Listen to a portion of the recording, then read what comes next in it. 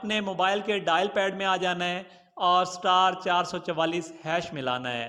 जब मिलाएंगे तो आपको कुछ इस तरह का मेन्यू शो हो जाएगा। आप देख सकते हैं कि आपके सामने 6 नंबर पे माई अकाउंट का ऑप्शन है। मैं 6 नंबर को सिलेक्ट कर लेता हूँ और सेंड कर देता हूँ। जब मैंने 6 नंबर को सेंड किया तो ये देख सकते हैं आपको अगेन 6 नंबर पे टैक्स सर्टिफिकेट का ऑप्शन मेरे पास मौजूद है।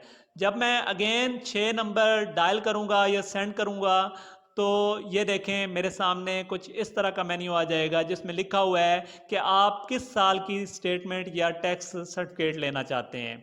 तो ये देखें साल 2021-22 पहले नंबर पर मौजूद है। हमें अगर इस साल की टैक्स सर्टिफिकेट चाहिए तो मैं एक नंबर प्रेस करूंगा और एक नंबर प्रेस करके सेंड करूंगा तो मुझे कुछ इस तरह का मैसेज डिस्प्ले हो जाएगा।